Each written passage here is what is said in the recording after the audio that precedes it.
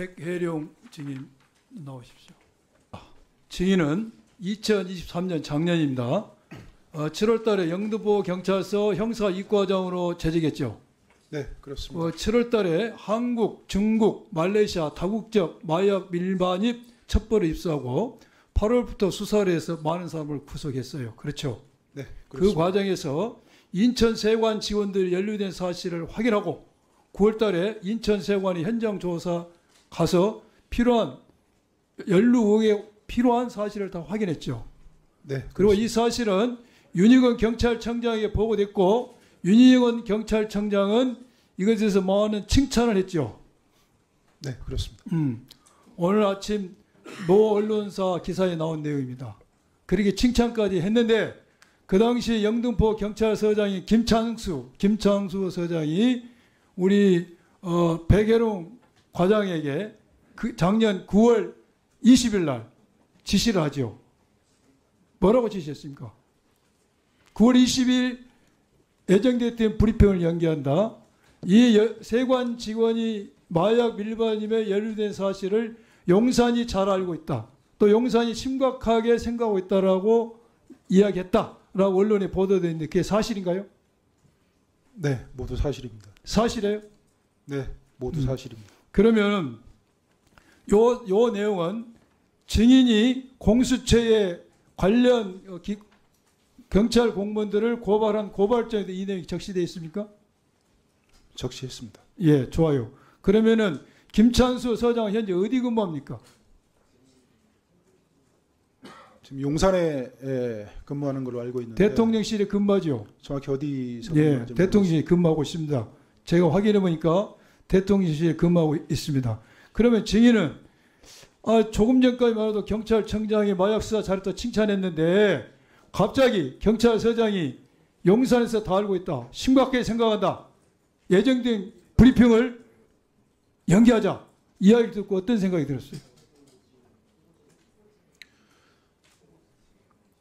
경찰서장께서 밤 9시에 그 전화를 주시고 심각한 어투로 이렇게 말씀을 하셨는데요. 그 전에 여러 가지 전조 증상이 있었습니다. 그래서 걱정을 하던 차에 경찰서장께서 이 사건 용산에서 알고 있다. 심각하게 보고 있다. 브리핑 연기하십시오. 그래서 제가 다시 묻습니다. 소장님, 제 신뢰가 깨지는 일입니다. 안 됩니다. 했더니 소장님이 지시하는 겁니다. 이렇게 얘기합니다.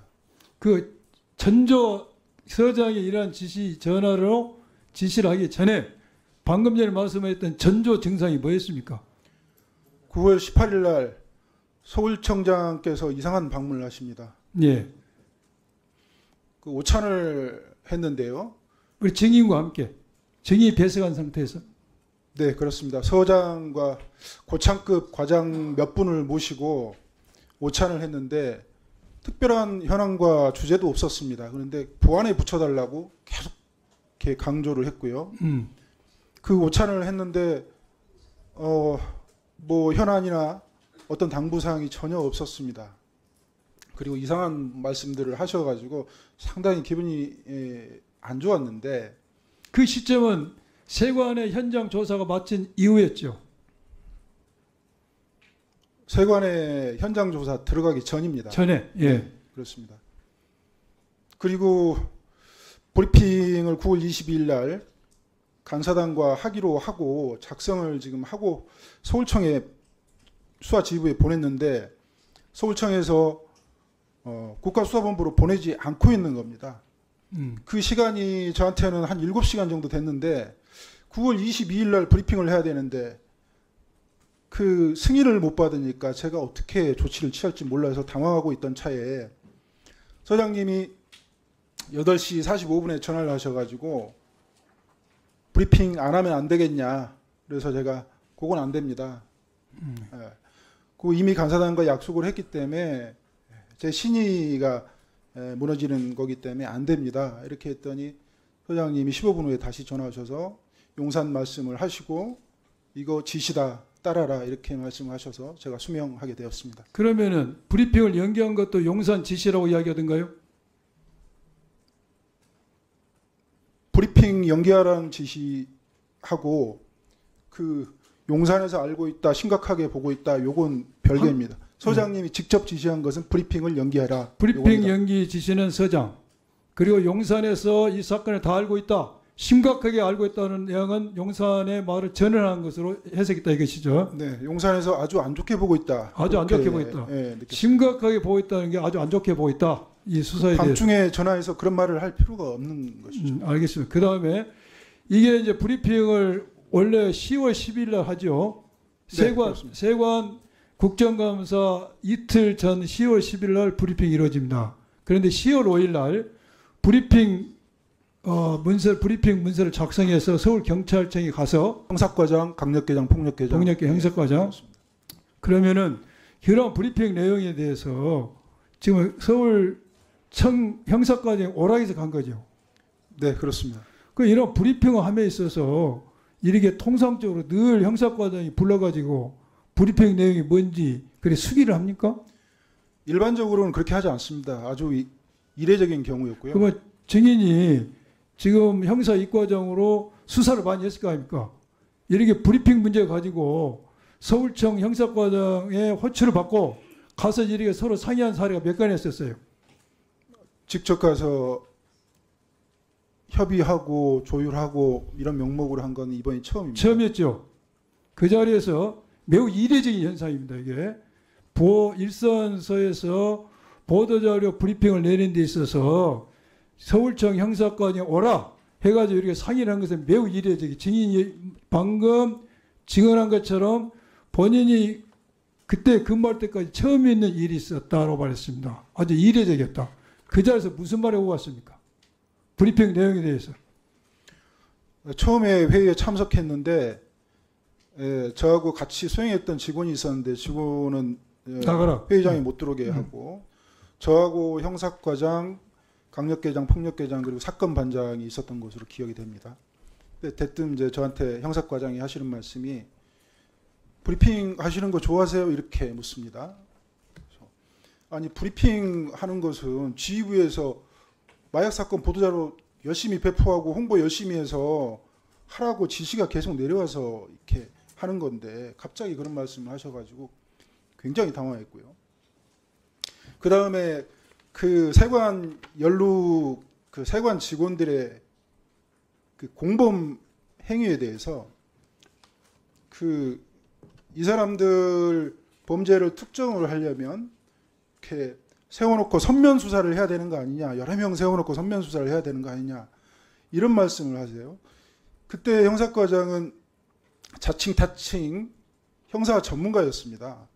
이 선면 수사라는 것은 우연히 범죄를 목격한 사람이 범인을 기억하지 못했을 때 혹시라도 피의자의 인권 보호를 위해서 엉뚱한 사람이 처벌되면 안 되니까 여러 사람 모아놓고 그 중에서 특별한 사람을 골라내는 수사기법인데 이것은 그 말레이시아 조직원들이 목숨 걸고 마약을 메고 인천공항에 10시간 동안에 이렇게 왔고 그 마약을 맨 그 장소에 압박으로 인해 가지고 피가 터져 가지고 그 고초를 겪으면서 그 구원의 손길을 내밀어준 그 직원들을 어떻게 그 사람들이 혐의가 공범이지 그걸 단순하게 알겠습니다. 네. 제가 이걸 다 이야기하면 시간이 없으니까 일단 증인은 세관 직원이 밀반입에 연루됐다는 내용이 브리핑에 나오지만 3회에 걸친 요구를 받고 그대로 따랐죠. 네. 그래서 따랐고 그렇습니다. 10월 5일 날 10월 10일 발표할 보도자료에서 인천 세관 직원이 연루됐다는 내용은 표현하지 않기로 약속을 했지 않습니까? 네. 그 요구에 의해서. 네. 그리고 그 다음 날 10월 5일 날 그날입니다. 오후에 조병로 경무관한테 전화가 왔죠. 네, 그렇습니다. 그래서 인천 세관 직원이 관련된 부분을 빼달라. 같은 기관까지 얘기해봤자 이게 야당 좋은 일밖에 되지 않냐. 이런 식으로 이야기하면서 이것을 세관 직원에 관련된 부분을 빼달라. 그 요구를 했죠. 네, 그렇습니다. 그리고 요구를 했고 그 다음 날인 10월 6일 날은 인천세관의 통관 이육장이 증인을 만나러 왔죠. 네, 그렇습니다. 증인 만나러 와서 정말로 브리핑에서 세관 관련 부분을 빼기로 했는가 이거 확인을 했죠. 빼달라고 요청했습니다. 빼달라고 요청했어요. 그래서 증인은 이미 빼기로 했다. 그러나 백불에서 언론이 물어봤을 때는 이거 말하지 않을 수 없다고 이야기했죠. 네, 그렇습니다. 그리고 그 당시 통관 이육장 이야기가 세관장은 서울경찰청을 들어갔다고 이야기했죠. 관세청장이 지시해서 관세청장. 네, 관세청장 어디 지시해서. 갔다 오던가요? 서울청? 관세청장이 지시해서 가만히 앉아 있지 말고 인천세관장은 서울청장 출근하기 전에 만나러 가고 예. 통관국장하고 직원들은 백과장 찾아가라. 예. 그래서 제가 그러면 관세청장은 어디 가셨냐 제가 예. 물었던 게 그러면 경찰청장이나 국수본부장 만나러 가셨나 그런 취지에서 물어본 건데 답을 안 하고 다른 곳에 계십니다. 이렇게 말했습니다. 그러니까 그 당시 상황이 전방위적으로 노비를 하는 거예요. 통관육장은 증인을 만나러 오고 인천세관장은 서울청장을 만나러 오고 관세청장은 그 상이 어딘가를 만나러 갔을 것이다. 10월 6일 날 통관이육장이 그렇게 이야기를 했는데 그날 통관세육장이 지나간 뒤에 서울청에서 마약 수사 중단 영등포 경찰 수사팀하고 이 사건을 서울청 마약 수사과로 사건을 이첩하라는 지시를 받았죠. 오전에는 이첩하겠다고 통보를 했습니다. 이첩하라. 마약 수사과로. 지휘부에서 이첩 결정을 했다. 보내라. 추후에 문서로 통보하겠다. 그런 입장에서 찾아온 겁니다. 그래서 그날부터 사건을 수사를 중단했죠. 할 수가 없습니다. 중단했고 그 다음에 10월 10일 날은 약속대로 공식 보도 브리핑 자료에는 인천세관이 연루됐다는 내용은 전혀 언급이 되지 않았죠. 네, 그렇습니다. 그런데 백불에서는 그 이야기 했죠.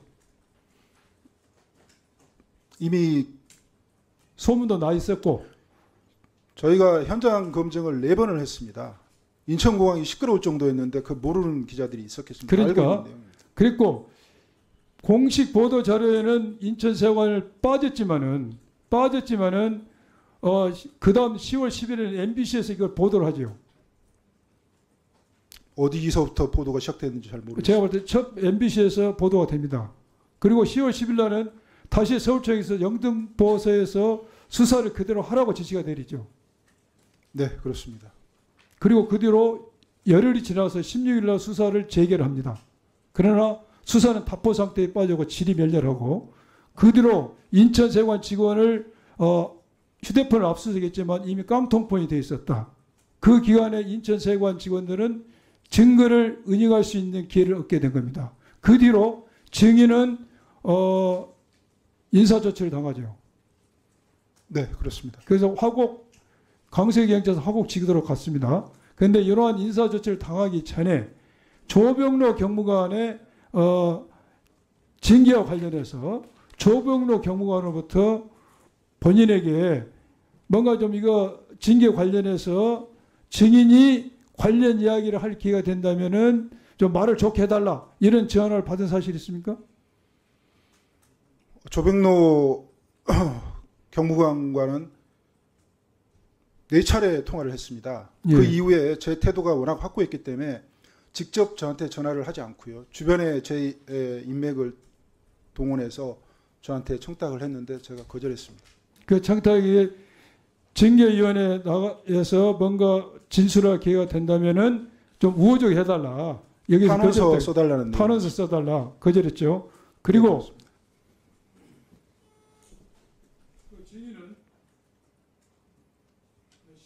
네, 마무리해 주십시오.